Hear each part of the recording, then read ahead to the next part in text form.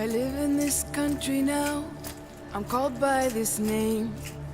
I speak this language, it's not quite the same, for no other reason. Okay, Mr. Langevin, welcome to the Treehouse Porch.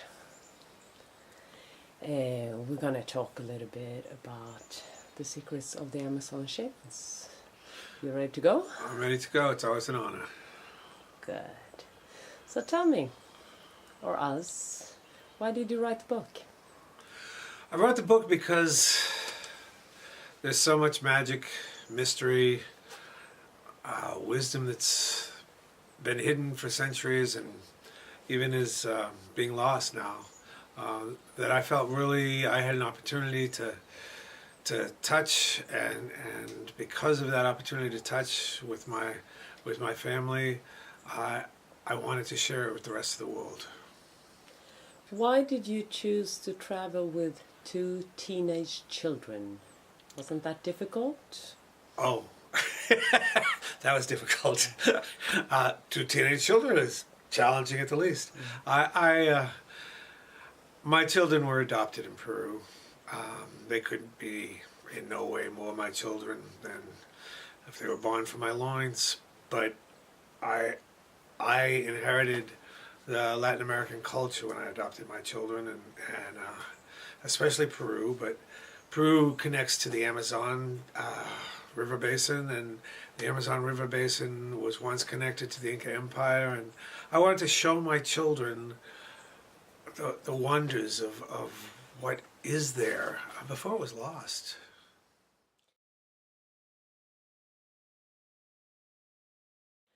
Tell us about 1 or 2 challenging situations you found yourself with your family when you were in Peru.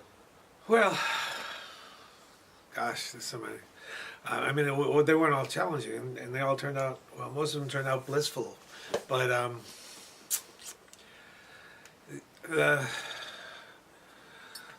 there was a time we were, to jump into the middle of it, very sick. We were in an isolated village.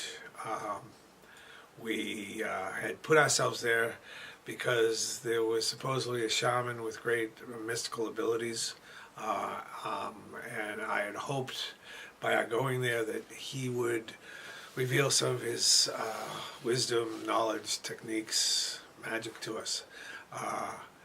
The kids got really sick, concerningly sick, but we were far from any major city or hospital, and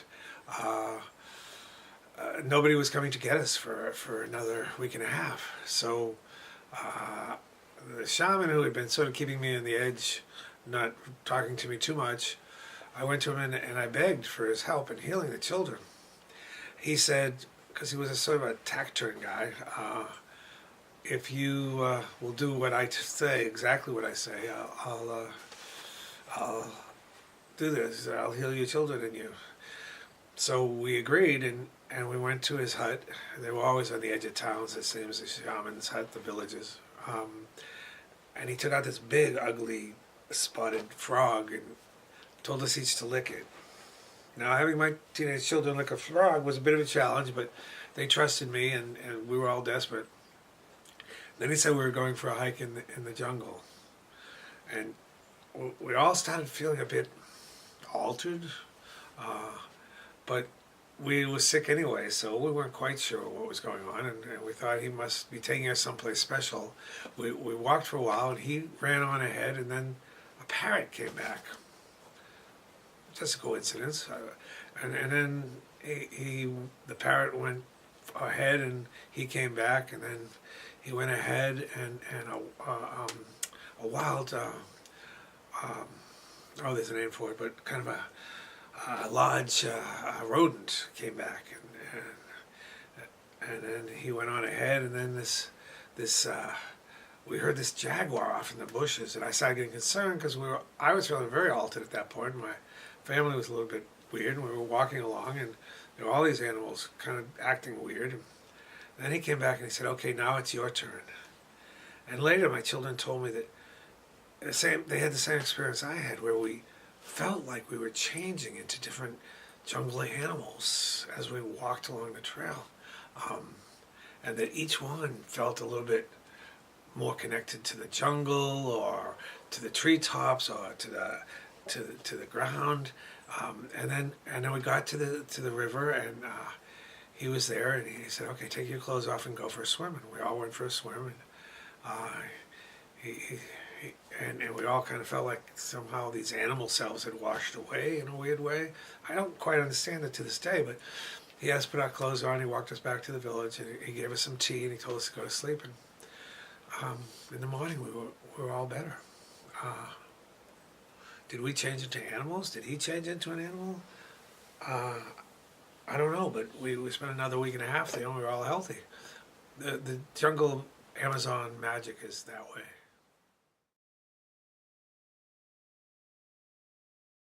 Is magic real? Oh, is magic real? Yes. Magic is as real as Gandalf and Harry Potter in real life. What's beautiful about Latin America, it's true in Africa and parts of Asia, but where the modern world hasn't yet taken over fully, the old ways live. And where the old ways live, magic was the way of life. So people expect magic. Gabriel Marquez, who wrote about a number of great books, but 100 Years of Solitude, was the grandfather of surreal fiction, and he captured that essence of people expecting magic everywhere in their lives.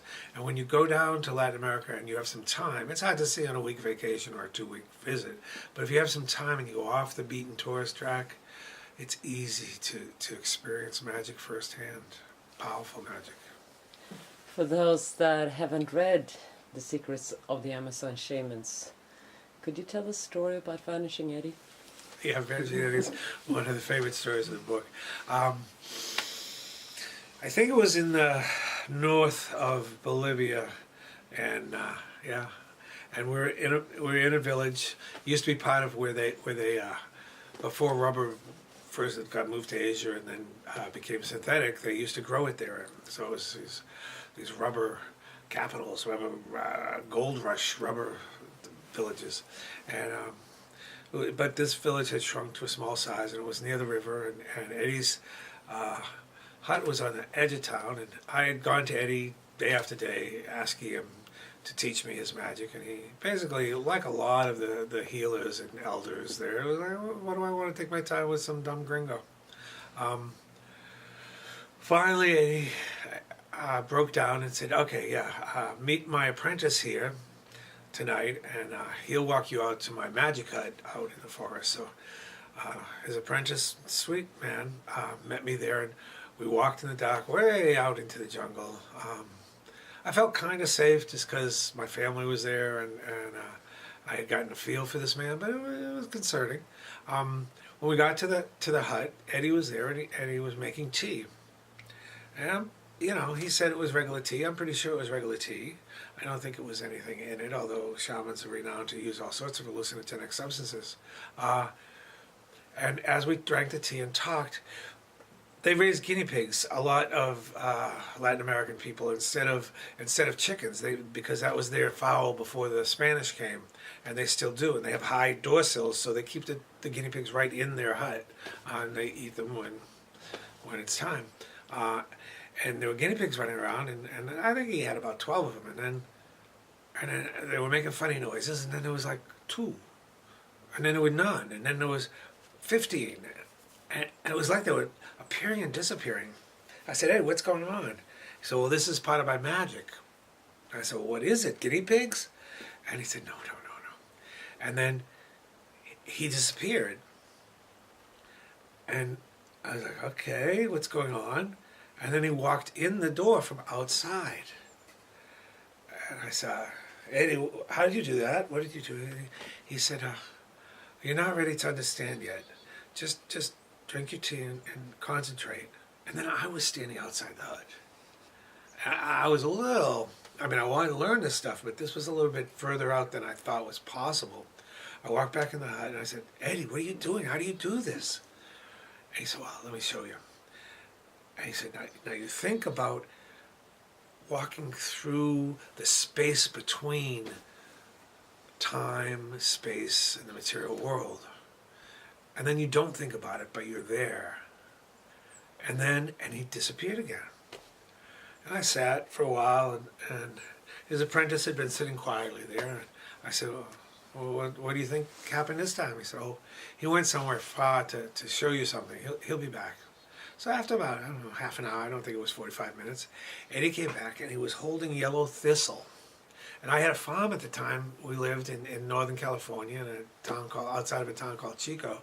And in our horses' fields grew this yellow thistle everywhere. It didn't grow in Latin America, to my knowledge. And Eddie said, you have a lovely farm, and your horses are doing fine while you're away.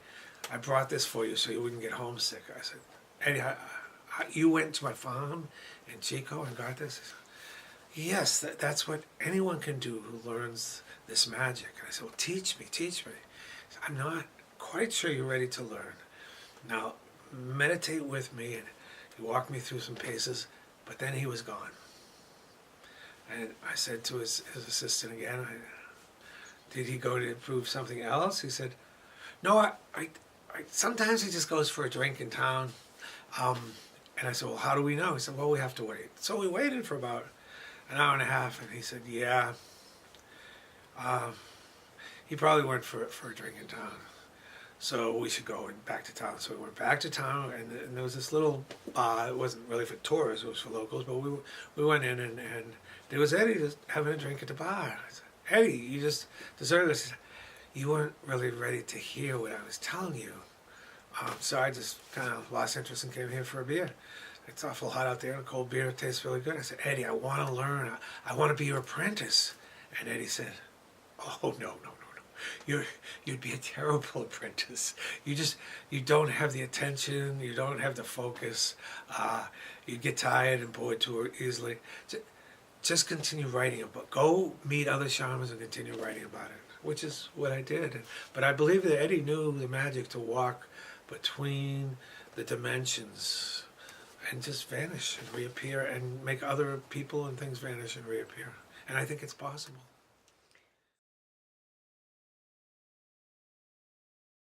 Secrets of the Amazon Shamans has been newly released as an ebook. Are there more stories like this for people that want to read? I mean, it was a summer that we spent traveling through Latin America, through the countries that touch on the Amazon River Basin, experiencing the amazing people, the amazing changes that are going on, the plants. There's nothing like an old growth forest in the Amazon. The animals, my God, the animals and insects like you've never seen before. And I've tried to jam as many of them I could into this story, these stories, into this book. If people want to know what you're writing about right now, where can they find that? Well, I have a blog, michaelpeterlangevin.com, Langevin, michaelpeterlangevin.com, where I'm working on a new book, and I'm blogging part of it about once a week, just to keep the writing evolving and to put the magic out there to people in a new form. Thank you, Mr. Langevin. We're signing out from the porch, from the treehouse, for now, and we're coming back. It's a joy. Thank you.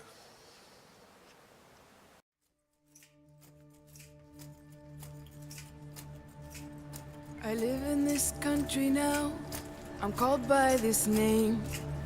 I speak this language. It's not quite the same. For no other reason than this, it's my home. And the places I used to be far from are gone. Da, da,